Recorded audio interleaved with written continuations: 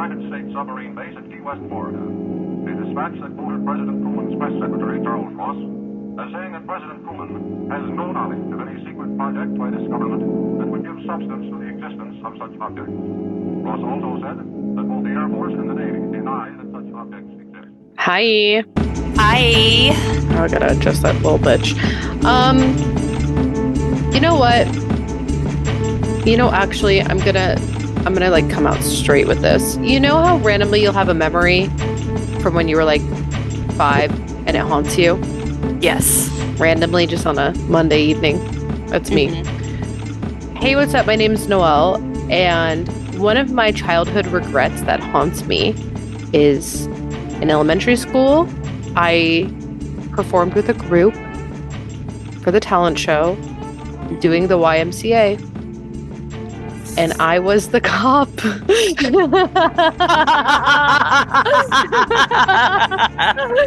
Oh, no. So... Man, I had a lot of fucked up shit that I did in my childhood just because of the hashtag illness, but I was never cosplaying a cop. Yeah, it's a big regret. There was one answer that could have been worse than that, and I just want to be thankful that I didn't do that. Yeah, at least you're going into a culture that you really could fucking colonize and steal. Yeah. Wow. I know, it's a lot. And I'm Chelsea, and I'm a magical girl. Are you a magical girl? Yeah, why not? Okay. Okay, You're not a magical girl? You describe yourself as a final girl, don't you? Yes. Okay. I don't consider myself a magic girl because I feel like I lack whimsy. In the most deadpan voice. You needed proof. It's right there. Oh my god. Oh my god, that's so funny. So why do you consider yourself a magic girl? I don't because it's pertinent to the episode, Noelle. Okay. Because it's a plot device. Yeah. I would consider myself a plot device. A smooth transition, if you will, into what we are talking about today, which was a request from a listener. Listener request episode. Boop, boop, boop, boop, tell us what we're doing. Tell us what we're doing, girl. We are doing, imaginary drum roll here, Sailor Moon for Miss Anna. Sent us a really sweet message on Instagram, and we are happy to give the people what they want, and that people is person. Yeah, let's get into it. I feel like, okay, let me come clean off the bat. I feel like people may look at the fact that we've done Sailor Moon group-esque cosplays before and think that we're diehard Sailor Moon fans, and I am a casual observer of Sailor Moon. Yeah, on a scale of 1 to 10, 1 being never seen an episode and 10 being you have a savant-like recollection of everything Sailor Moon related, how would you rank yourself? 4.2. Okay, you're higher than me. I'm maybe a 3. I really found Sailor Moon as an adult. I remember seeing episodes come up on Toonami, which was like a subgenre of Cartoon Network, I believe, in the early 2000s. But my cartoons growing up were Powerpuff Girls, Dexter's Laboratory, Ed, Ed and Eddie, sometimes Recess, Courage the Cowardly Dog, Cat Dog, Three Angry Beavers, Doug. So I had no cable. I had the OG 13 channels. So me growing up, it was Wishbone, Sesame Street, anything PBS. So my first introduction to Sailor Moon, where I actually watched it, wasn't until junior high. And I had a friend at the time, and she was really into it. So I'm very grateful for her for introducing it to me so that I at least have a very base knowledge. But I didn't really take to it as much. I would say, though, I've always been interested in the sense that most of my familiarity comes from Wikipedia, just in wanting to know more about the characters. But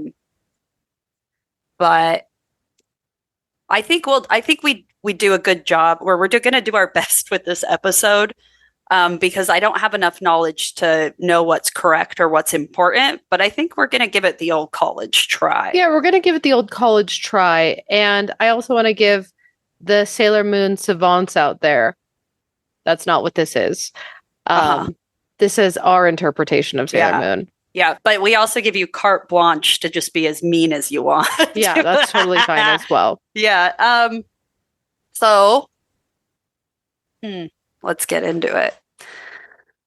Sailor Moon. It's not just a cultural phenomenon. It's an explosion of magic, friendship, and girl power that has mesmerized audiences around the globe since the early 1990s. Created by visionary Naoko Takeuchi. Yeah, Sailor Moon has rocketed to the forefront of the magical girl genre, becoming an iconic and beloved franchise. The sensational character and the enchanting universe she inhabits have not only defined an entire generation, but also shattered cultural boundaries and has emerged as a shining beacon of female empowerment and unyielding resilience. I'm going to do a quick summary of Crunchyroll's summary of Magic Girls and the history of Magic Girls. Again, I am summarizing and jumping over a lot of big points. I highly recommend you watch it. It's on YouTube. It's fantastic if you want to know the history of Mahou Shoujo, Magic Girls. So, is that where Mojo Jojo, the little monkey, is about? No, that would be nothing. You know what? Mojo Jojo and the way you said Mahou Shoujo just crossed a wire in my head that shouldn't have been crossed, and now there's a fucking fire in my brain. My God, I wish. I would like to pretend and hope. We'll pretend that Mahou Shoujo is also Mojo Jojo. So, okay. The subgenre of Mahou Shoujo, aka Magic Girls, can be partially linked to isekai, the subgenre where the main character is transported to a new magic world, based off of an 18th century Japanese folktale of a fisherman going to a dragon palace that was underwater after saving a turtle, or maybe something you may know. Think of Alice in Wonderland or The Lion, Witch, and the Wardrobe. Mm-hmm. Magic Girls have a distinct difference and have fairly specific tropes like the magic girl accessory, magic incantation, and some sort of transformation or transformation scene. Yeah, like Cardcaptor Sakura. Mm-hmm. Yu-Gi-Oh's a magic girl for sure. And I mean, the most iconic, I would say, Sailor Moon. Yeah. I thought that was a test. I was so scared to answer. The manga Himitsu no Aku-chan debuted in 1962 and had all of the above plus a magical animal sidekick. Note, the magic animal sidekick did not talk to her like it does in Sailor Moon, but it did talk to other animals. Okay. So it had like its own storyline and did speak, but not to her. So got it. And she beat out Bewitched and Zatanna by 2 years, being the unofficially official first magic girl. But for whatever reason, Bewitched took off on Japanese TV. In 1966, the manga Sally the Witch became the first magic girl to get a TV anime adaptation, and the creator cites Bewitched as his inspiration. This then laid the groundwork for Ako-chan to also move from manga to TV. Her mirror, which was like what was her little magic totem, mm-hmm. in the manga became a sparkly compact in the TV adaptation, but she wasn't Mahou Shoujo just yet. This developing subgenre was simply called Magico. All Magic Girl series per the 80s were created and owned by Toei Animation, and this is now referred to as the Toei period. I'm not going to get into it, but I learned that Toei Studio was making a loosely inspired adaptation of Hans Christian Andersen's The Little Mermaid and beat out Disney's version by 19 years. So, just a little fun note, just a little learning moment. 1971 brought in the Magic Girl anime Fushigi na Miramo that also has some of the first fan service in anime, which is like, you know, upshots and the wind blowing a dress and cleavage. I hope everyone knows what fan service is. I'm going to skip forward a bit here, but know there were a handful of other magical anime that were slice of life and became prime TV spots. Jump to 1992 when the TV anime Sailor Moon debuted. That was based off of the manga produced by Toei Animation, telling the story of the resurrected Moon Princess, Usagi, fighting the forces of evil with her four best friends, pulling in the mix of obviously magical tropes, and Tokusatsu, aka Sentai, more specifically Super Sentai, which you listening may know as the Power Rangers. Borrowing the matching outfits, color schemes, villains / monsters of the week, and elaborate posing from Super Sentai, these magic girls weren't just around as seen in past series of the genre, but the Sailor Scouts would come together fitting perfectly, think of Power Rangers-esque, as a Super Sentai group / girl squad to fight evil. So the heart of this saga revolves around Usagi Tsukino, a seemingly ordinary teenage girl who transforms into the mighty Sailor Moon to battle the forces of evil and safeguard our world with her loyal and equally powerful Sailor Guardians. So Usagi embarks on a series of adventures, facing off against formidable villains while unraveling the secrets of her past and embracing her extraordinary destiny. So from her very first transformation sequence, Sailor Moon captured the hearts of everybody pretty much with its blend of action, romance, and comedy, all wrapped up into a glittering package of celestial wonder. Usagi's journey from a clumsy crybaby schoolgirl to a courageous and determined hero resonated with fans and inspired them to believe in their own inner strength and the power of friendship. The Sailor Guardians, each with their unique personalities and powers, showcased a diverse and empowering representation of female characters, which really set Sailor Moon apart from other series at the time. Obviously, there were magicals before it and after it, but I think Sailor Moon had such broad appeal because it wasn't just completely one of its tropes. The characters felt more based in reality and experienced the daily struggles of a teen. She starts at 14 when we first meet her, and the series Usagi, and the series concludes with her at 16. And it captures both protecting the world and protecting yourself from being engulfed by the roller coasters of emotion of a teen. There is no doubt that Usagi is kind of a crybaby, and she's overwhelmed by seemingly everything. Relatable queen. Some even say in her 90s Stars arc, she's more showing signs of depression and like depression symptoms with no outward crying emotions. And fans found that super upsetting, almost worse than her just being a kind of a mess, blubbering mess. Mm-hmm. I'm going to say some odd fucking shit here, but Zach Bryan released a poem, and part of it goes, quote, "If I'm lucky enough, I will get through hard things, and they will make me gentle to the ways of this world." And you've probably heard some version of this at some point, like, trauma made me scared, angry, and vulnerable. I made myself kind. I think that is what makes Usagi such a standout character. It's easy to be... I can't believe you brought Zach Bryan into this. Do you like that? That's so fucking weird of you. It's relatable. Okay, I can't believe Zach Bryan had the quote you went with, and I'm sure there were just so many other quotes. Zach Bryan, secretly Sailor Moon. Yeah, I think so. I think he's a Sailor Moon head. It's easy to be cynical with how hard life can be, especially in her case with the literal weight of humanity on her shoulders. But the biggest fight we all have is against that. To not get hard and mean, but to be kind. In Sailor Moon, the characters have growth, they fight, they cry, they bleed, and they die, which is iconic for the subgenre. It's not all sparkles and pink bows. Mm-hmm. There's a scene from the last manga, and it also is depicted in the original and Crystal anime, where Usagi's future self goes back to fix what happened, and in it, she's holding her younger self, Chibi Chibi, aka Sailor Cosmos, aka Future Sailor Moon, but we're not going to get into that.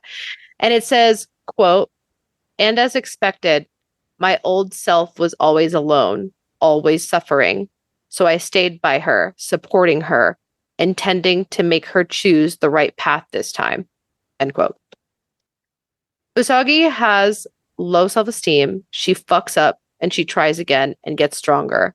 And I think a lot of people can resonate with that versus the on all the time perfect powerhouse character. And again, this is another fucking insane sentence to say. But for the same reasons I like Batman, or the same reasons a majority of people like Spider-Man, are the same reasons why people love Sailor Moon. She's not perfect. And before anything else, she's just a girl trying to figure it all out and get by with a little help from her friends. Yeah, that's less insane to bring up Batman or Spider-Man. I don't know why. So let's go into a little bit of the creation and development. So like we said earlier, the birth of Sailor Moon was crafted by the incredibly talented Naoko Takeuchi, who was once a pharmacy student with a burning passion for manga. Takeuchi took a leap of faith in the early 1990s, weaving her dreams and inspirations into what would become a legendary creation. Fueled by her love by the tokusatsu genre, which is a style of Japanese live-action film or television drama that heavily features special effects, and of course the traditional magic girl narratives, Takeuchi envisioned a series that seamlessly blended the best of both worlds. So before Sailor Moon, there was codenamed Sailor V, Takeuchi's earlier work that introduced the world to a similar character and thematic essence. This series served as a precursor and laid the groundwork for what would evolve into the phenomenon known as Sailor Moon. Codenamed Sailor V featured Minako Aino, a lively and spirited girl who would later become Sailor Venus, one of Sailor Moon's closest allies.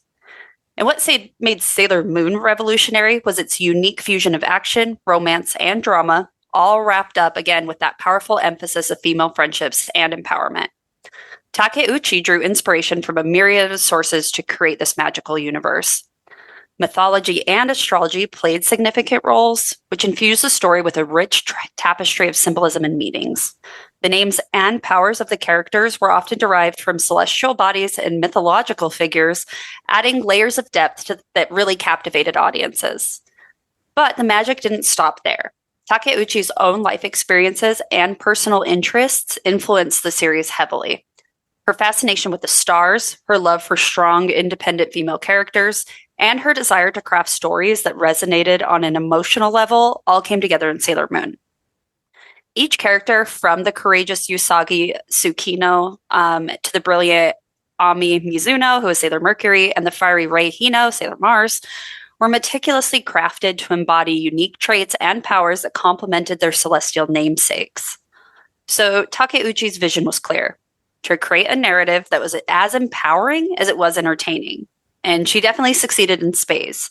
She gave rise to a series that not only broke the mold, but also set new standards for the magical girl genre.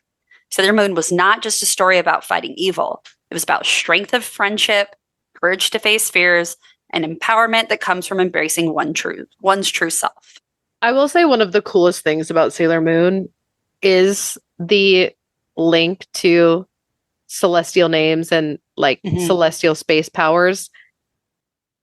Yeah, I would agree. Like there's something more mystical, magical, based in reality with that than just like, oh, I'm a teenage witch and I, jiggle my nose or whatever the fuck she does, right? She's like, I don't know, does something with her fucking nose, and magic happens and I fly on a broom. Like, there's something more obviously ancient era magic, but also relevant in today's modern magic of like star signs and the personality attributes depending on your star sign. So I think that's super fun. It's also fun too, because you can like really find yourself in the characters. Like growing up, I always liked Sailor Venus, but I always, as like a little girl, was drawn to like the blonde heroine because I was like, that's me. It's just like thinking that Baby Spice was also my favorite growing up. Yeah, I was going to say, who's your favorite Spice Girl? But you literally answered it. Duh. Baby Spice. Yeah. So now, like, once you get older, it's cool because like with Baby Spice, oh, we're getting into Spice Girl stuff now, but you know what? You brought up Luke Bryan. So it wasn't Luke Bryan. It was Zach Bryan. Oh, whatever. It doesn't matter. But with like, you can almost see like your personality emulated in what you chose. And obviously for me, it was just like blonde. But when you're little, that's pretty much, you just want to go to the characters that kind of look like you. But then getting older, especially with Sailor Moon, and you look at your favorites growing up and then you look at their personality traits, there's really something to be admired at all of them. And we're going to get into what each of their personality traits were.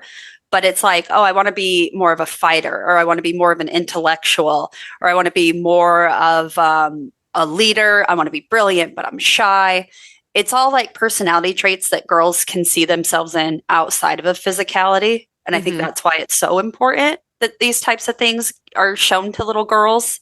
Because you can be all of the things that society defines as feminine and bad, like a teenage crybaby, but then also like transmute it into something better, which is like an epic warrior with a ton of fucking friends. Yeah, arguably the strongest warrior in all of manga and anime. Yeah. I also know that a lot of people say not only is Sailor Moon's kind of transition and morph from like a overwhelmed crybaby into like ruthless space gladiator, is that she's hypersensitive because of all of that power. And that's why she's over emotional, and that's why she gets like so down on herself, because she's so aware and carries like, it's like a sensitivity, right? It's like people who say that they can read auras or like are affected by people's energies, like that's Sailor Moon as well. So like, I don't know.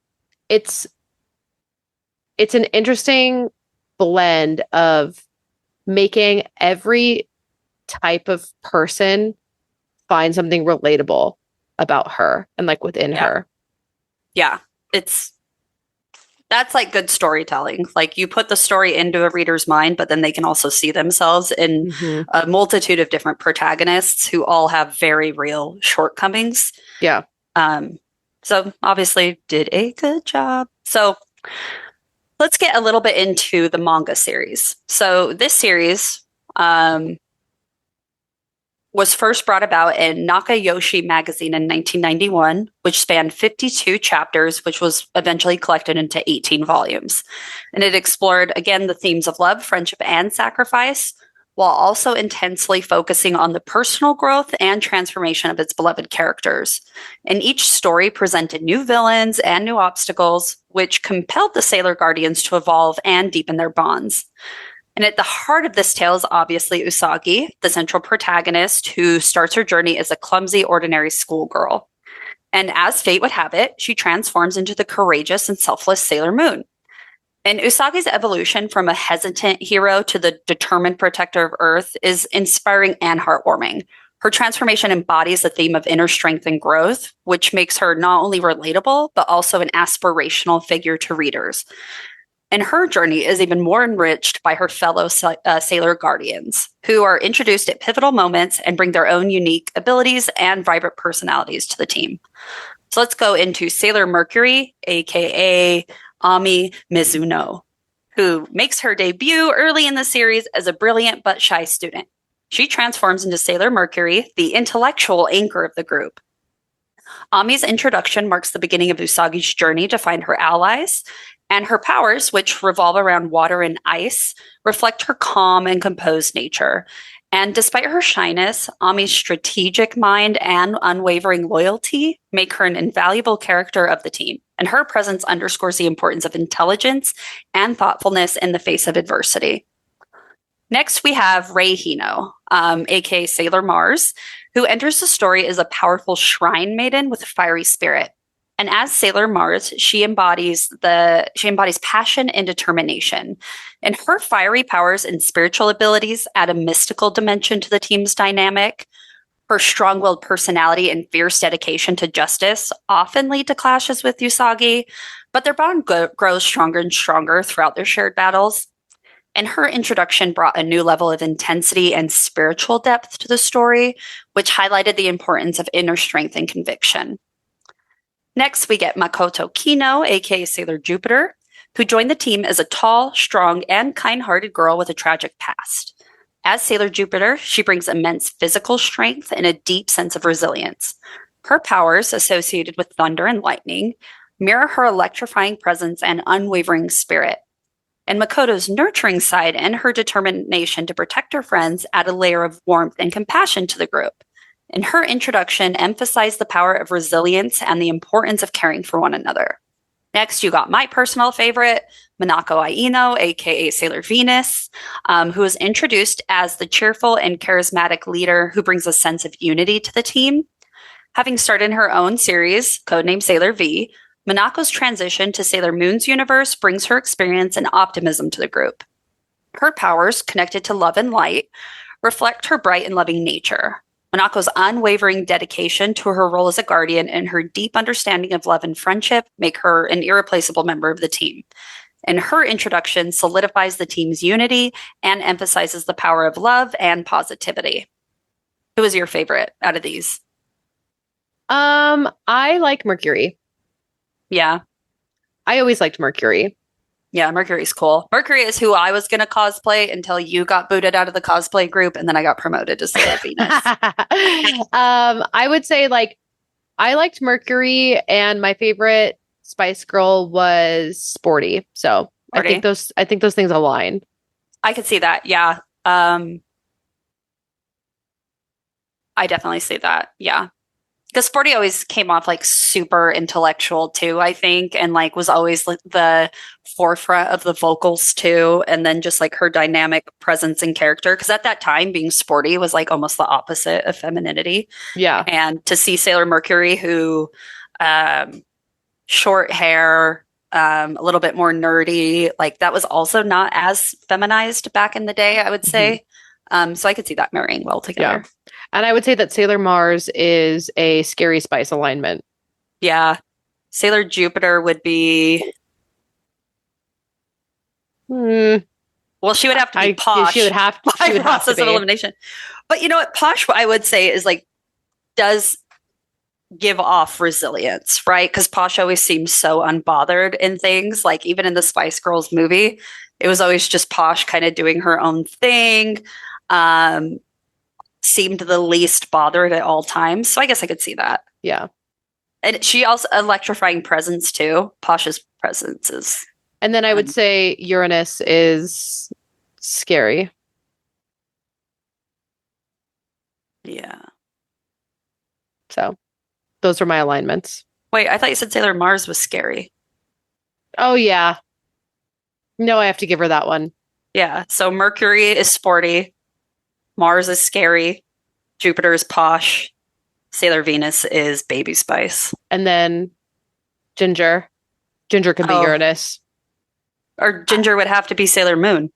No, Ginger could be Uranus because there's a whole like sub-gay plotline between like was it the That's rumor fair. came out about Ginger Fair. and who was it? Was it Ginger and Sporty dating? Right? I don't remember. They Man, were we like- need to do a Spice Girls They episode. were in a lesbian relationship, Yeah. as was Uranus. So Interesting. Yeah. mhm. We should have thought more about this in advance. Yeah, we should have figured out these Spice Girl alignments later on. But anyway, So with the overwhelming success of the Sailor Moon manga, it was just the beginning, because in 1992, the magic leapt off the pages and onto television screens with the premiere of the anime adaptation in Japan. Again, it was produced by the renowned Toei. How'd you say it? Toei? yeah, Toei. Toei Animation. The anime closely followed the manga's captivating storyline while sprinkling in some original content and delightful new characters, which obviously resulted in a mesmerizing series that quickly enchanted audiences with its vibrant visuals, memorable music, dynamic action sequences, which all cemented in Sailor Moon's legacy and her status in pop culture. So the original anime did unfold over 5 seasons, each corresponding to a different story arc of the manga. We're going to cover just the first season rather quickly. We will say the titles of the other seasons, but there was almost too much. Yeah, there was a little much. Season 1 was just regular Sailor Moon, and this obviously begins with Usagi discovering her destiny, and she ends up joined by her Sailor Guardians and battles the evil forces of the Dark Kingdom.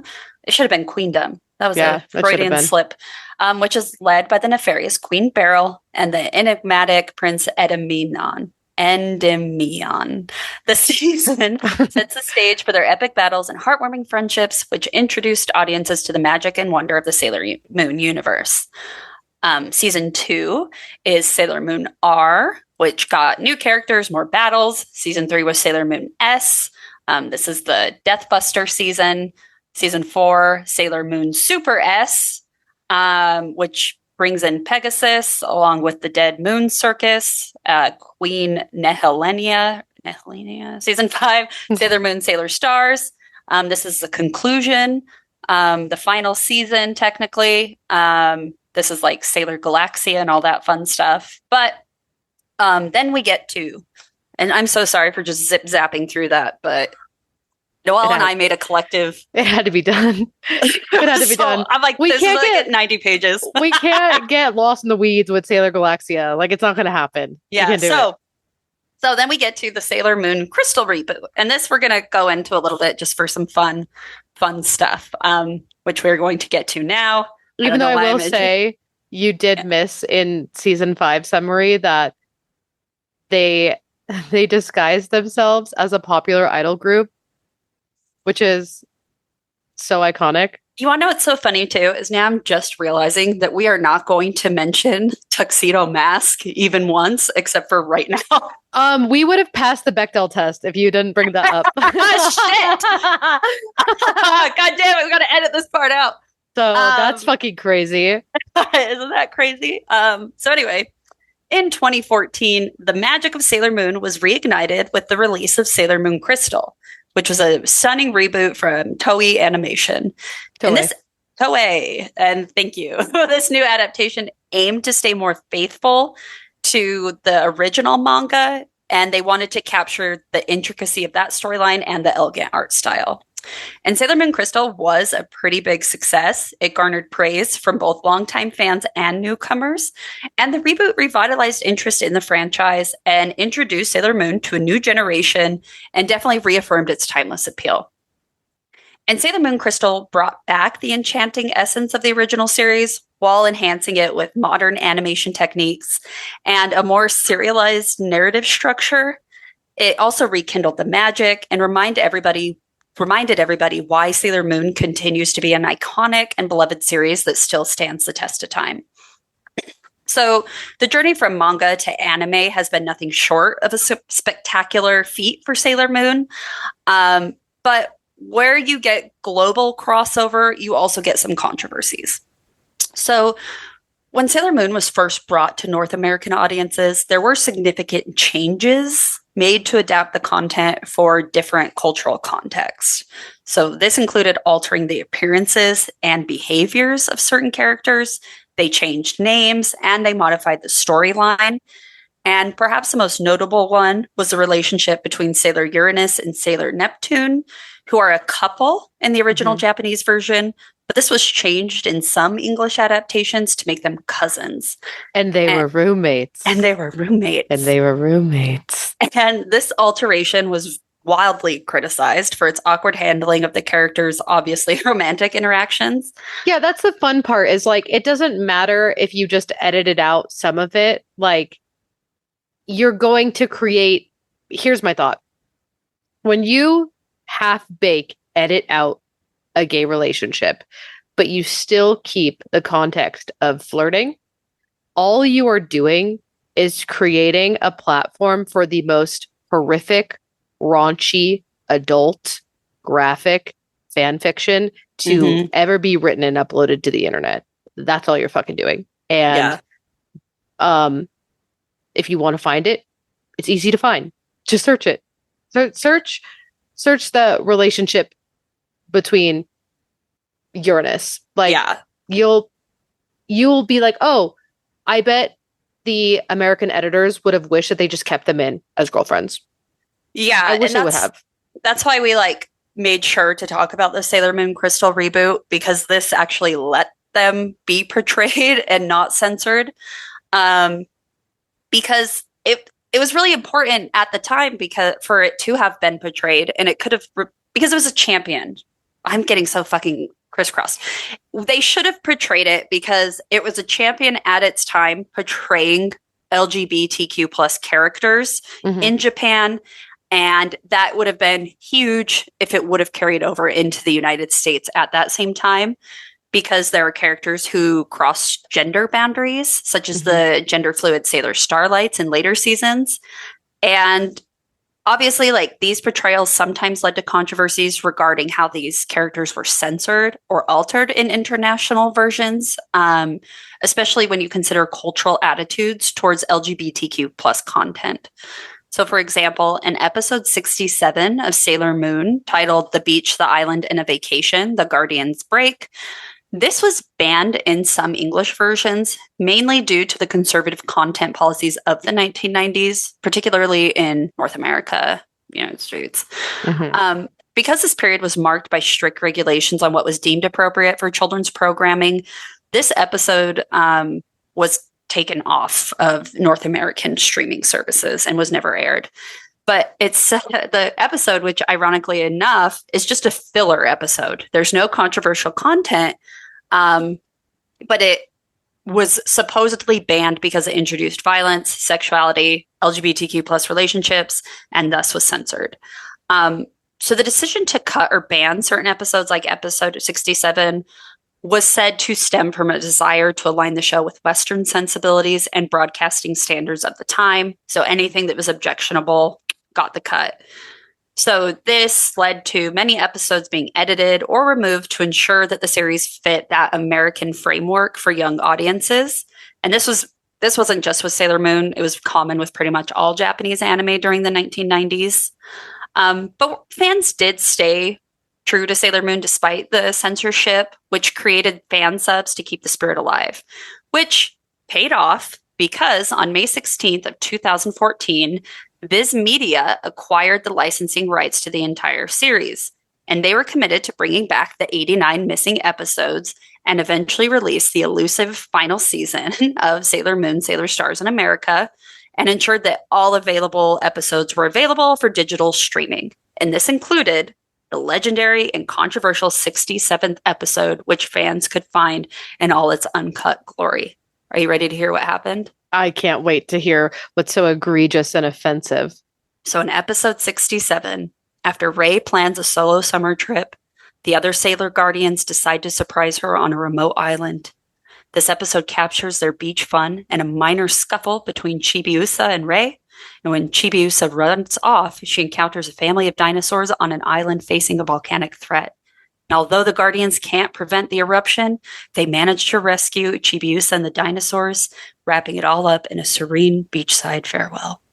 Did like the dinosaurs have their dicks out or something? No. It was a completely inconsequential thing to cut. Damn. Isn't that? I wish they would have had something gnarly, like Chibiusa loses a leg and they have to like do black magic to bring it back. But it just shows like how stupid the censorship was. I even read some of the other censorship stuff where in the United States versions, they made them change the color of the bathwater. Why? To blue. Because in the Japanese versions, the water was portrayed as clear. So it just matched the color behind it. It's incredible. Just the color changed. It reminds me of every time I see those threads that's like album covers in different countries and they've like drawn on sleeves or like drawn a turtleneck. And it's like, girl, what the fuck are we doing? It's like when the WWE goes to Saudi Arabia to wrestle and all of the women are in just these like latex onesies that are, and it's like, oh, you just colored in the female form. Yep. I still see what's going on. Yeah. So I still saw the dinosaurs on this fucking island. Yeah. It was definitely an unnecessary changes. And I think pretty much everybody agreed. So let's go into our cultural impact a little bit. So the character Sailor Moon had an absolutely iconic sailor suit, flowing blonde hair, and magical tiara. And this all kind of became an enduring symbol of strength and resilience. She had an unforgettable catchphrase, "In the name of the moon, I'll punish you." That was terrible. But anyway, it echoes in the hearts of fans across the globe. Except for when you just did it right there. Yeah. The phrase is not just a battle cry, Noelle, but a declaration of the unwavering determination to stand up against evil and protect what's right. Yeah, I believe you. Okay, thank you. Sailor Moon, I just didn't want you to turn against the girl because I did so bad on that. But Sailor Moon's influence extends far beyond the realms of entertainment. It has left an indelible mark on fashion with distinctive sailor-inspired costumes, inspiring countless cosplays, fashion lines, and then everyday wear. From chic sailor collars to moon-themed accessories, the fashion world has definitely embraced Sailor Moon's aesthetic, blending it seamlessly into modern trends. I'll even say that Plastique Tiara on this very season of RuPaul's Drag Race All Stars has done a Sailor Moon runway, and she looked fucking phenomenal. Which shows that Sailor Moon's impact touches the very fabric of social movements and cultural conversations. Yeah, Meg the Stallion just came out in a Sailor Moon cosplay as well. I would say that my Sailor Moon cosplay was the most empowering of which. Yeah. Icon. And it's so acceptable, or it's so not acceptable in the sense of like socially acceptable, but culturally accessible is what I'm trying to say. Yeah, I think Sailor Moon is one of those things that if you saw someone in the outfit, anyone could clock it, even if you never have seen a single episode. Even if you wouldn't remember the name of it, you would know, oh yeah, that's that one, like anime. Everyone knows it. Yeah. It'd be like when you see like a Pikachu and then your mom goes, that's a Pokemon. Yeah, exactly. And you're like, yay. You're like, you get it. Slow clap. Yay, you did it. Yeah. Mom, you understand. You're so smart. Exactly. So then we're going to get into a little bit of like the merchandising and media expansion. So from the moment Sailor Moon transferred on screen, the demand for toys, clothing, accessories, and more skyrocketed. Fans couldn't get enough of the action figures, dolls, and jewelry that brought a piece of the magical world of Sailor Moon into their homes. And these collectibles obviously became prized possessions, and they were cherished by fans of all ages who just wanted to keep the magic close to their hearts. You would get, the home decor, cosplay outfits, and it didn't just stop at merchandise. So Sailor Moon's influence spread across various media, which ensured its enduring popularity and cultural impact. And one of the most beloved expansions of this franchise is a series of musicals, affectionately known as Sarah Mayu. What? I didn't know there were Sailor Moon musicals. Yeah. So these theatrical productions have been performed in Japan since the mid-1990s. And they still captivate audiences with their elaborate costumes, intricate choreography, and original songs. I would say this would be my number one thing I would want to do if I went to Japan. The Robot Cafe is gone now. The Robot Cafe in the Fighting Robot Cafe in Japan closed down because of COVID. So now we have to do this. Yeah, this is way better.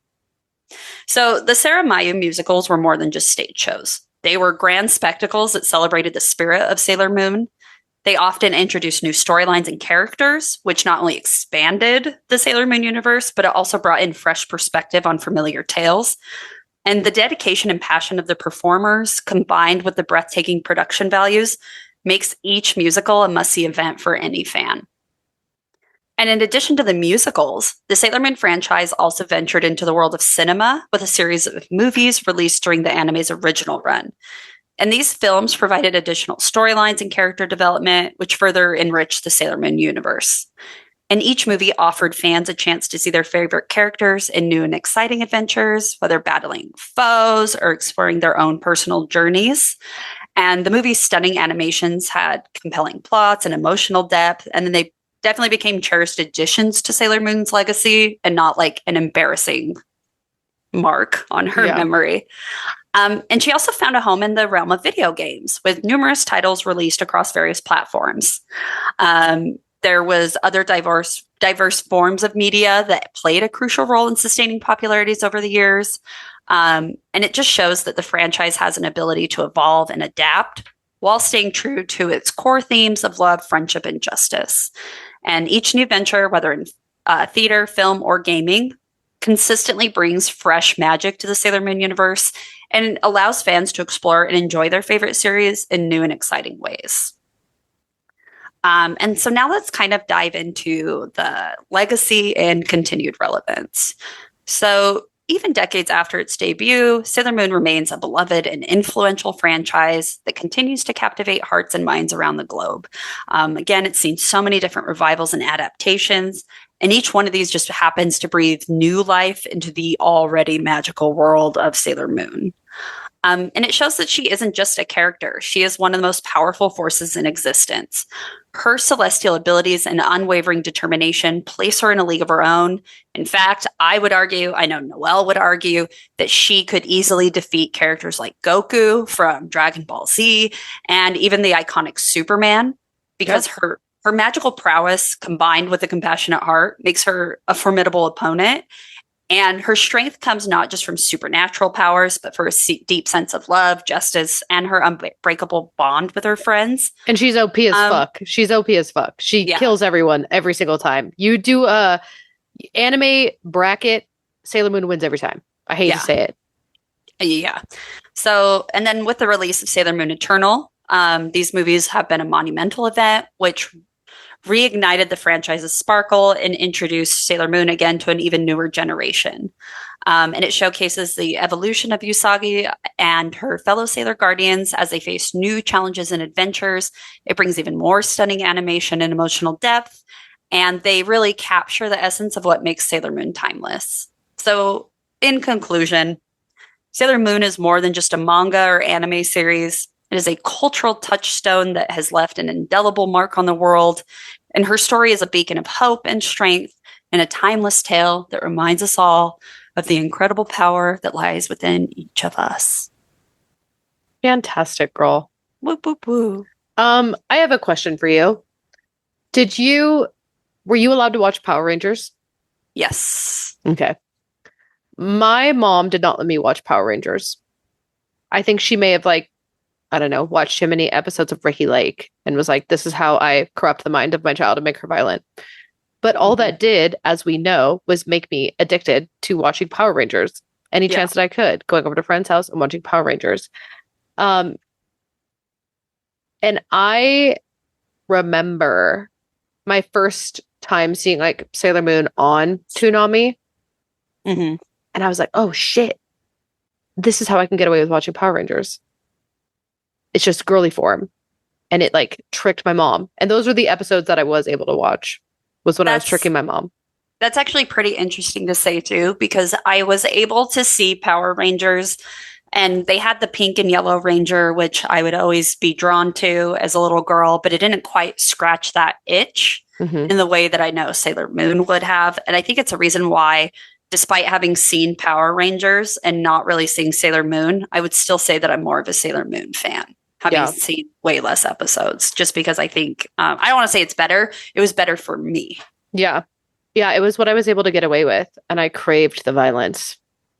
Yeah. So I could do those, but interesting. I'm also curious to hear how other people got into watching Sailor Moon, because it was hard back then. In the early 2000s, there was no internet, girl. Not only like my it is rich now. friends. Yeah, my friend was a rich girl, so that's how. Yeah, if you're lucky, you knew someone who had a family computer. But that shit, there was no fucking YouTube, girl. There was no pirating fucking movies. We were barely pirating fucking music. So it's always interesting to me to find out how people found all this shit pre the internet and streaming and sharing services as we have it now. Because it was really just, you had one friend, or you went to a Barnes and Noble and stumbled upon the manga section. Or you stayed up late and Toonami was playing the repeats at 2 a.m. And that's how you saw Dragon Ball Z, and that's how you saw Sailor Moon, and your life was forever changed. It's always so interesting because now it's obvious, it's seamless. You could get anything from anyone all the time. You could stream it in your pocket. You could stream it on your iPad, on your computer. You could project it onto your fucking wall. But back then, that was obviously not the case. So I'm also very curious. Feel free to reply in the comments or DM us or anything. I'm curious to see how you found not even just Sailor Moon, but your first anime in America. So, right. So, curious, George. But anyway, speaking of things that you should do, you should go to the link tree that is in all of our bios. We are at Go to Hell Podcast. I am at Noelle Fain. That is at Sith Lard. And in there, you can find a link to our Patreon. $1 gets you in. I would still say big time, big time controversial things said. We may have predicted some things that happened recently. But you signed an NDA, so you can't talk about it. But go check that out. We also have a link to our merch where 100% of proceeds are donated. We have a link to Kelly Hollow. Oh my God, I had a stroke. Kelly Holloran or Wildwood Owl on Etsy. She makes cool shit for us. She makes cool shit in general. Go check her out. We also have a link to our Discord server. There, you could also message us and tell us how you found anime in the United States when they were banning everything cool and we didn't have internet like we did now. And we still have our link up for supporting families in Palestine. And I need to update our link tree to have the current GoFundMe for Shannon, who passed away recently. You might know Shannon from Shannon's Halfway House or Geek Show podcast. So we are going to make sure to put that up there as well, just to help his family with his celebration of life and, to help. He has a son, help take care of his son. So check that out if you can. If you can't donate to it, of course, share. Sharing is free. And yeah, I guess let's end this with a hail to Sailor Moon and a hail to Shannon. I'll say hail, Anna. Thank you for your request and thank you for your support. And let's get the fuck out of here. Okay, bye. Bye.